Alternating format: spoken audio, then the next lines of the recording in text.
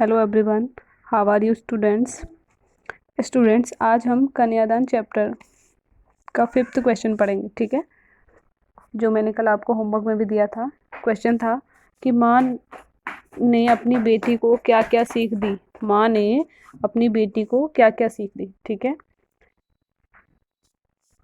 तो आंसर इसका होगा कि जो माँ है अपनी बेटी को विदा होते समय क्या क्या सीख दे रही है उसे हमें बताना था। तो माँ ने अपनी बेटी को सीख दी कि कभी अपनी सुंदरता और प्रशंसा को देखकर मत रीझना, ठीक है, या उसकी तरफ आकर्षित मत हो जाना। उसके बाद घर गृहस्थी के सामान्य कार्य करना, परंतु किसी का अत्याचार मत सहन करना। ठीक है, कपड़ों और गहनों के बदले अपनी आज़ादी ना बेचना, अपना व्यक्तित्व न खोना।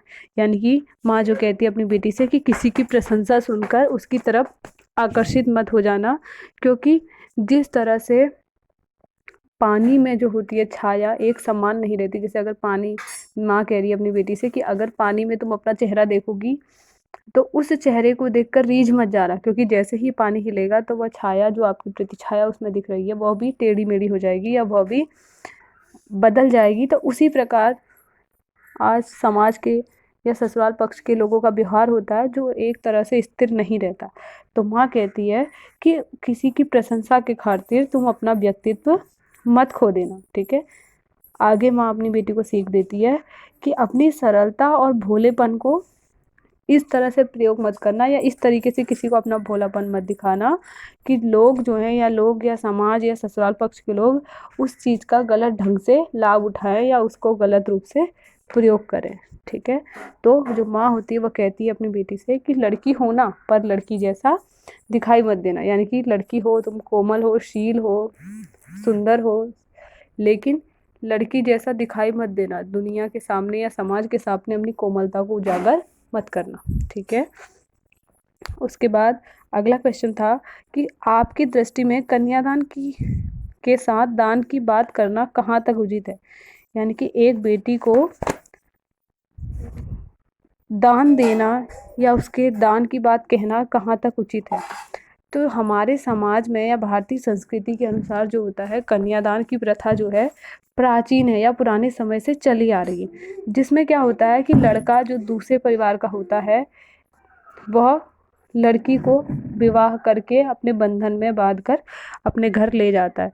तो वह लड़की जो अपने परिवार में बचपन से पली बड़ी होती है, कितनी ही लाडली क्यों ना हो, लेकिन विवाह के उपरांत वो क्या हो जाती है, पराई हो जाती है। ठीक है, तो भारतीय संस्कृति में इस दान को या कन्यादान को सबसे बड़ा दान या सबसे महान दान माना जाता है।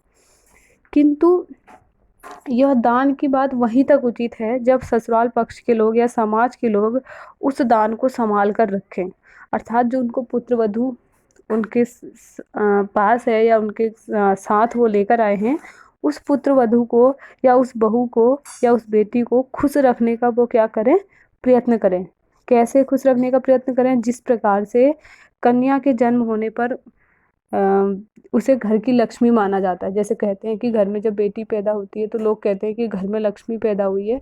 तो वही लक्ष्मी जब बड़ी हो जाती है, विवाह के उपरांत दूसरे घर में जाती है, तो वहाँ भी उसे वही मान सम्मान या वहाँ पर भी उस पुत्र वधू को घर की लक्ष्मी के समान ही मानना चाहिए। ठीक है, या उसको उसी तरीके का मान सम्मान देना चाहिए। तो अगर उस बहू को या उस बेटी को या उस लड़की को या पुत्र वधू को उसी प्रकार का मान सम्मान दिया जाता है तो कन्या के साथ दान की बात करना उचित है, अन्यथा यह बात क्या है, पूर्णतया अनुचित है। ठीक है।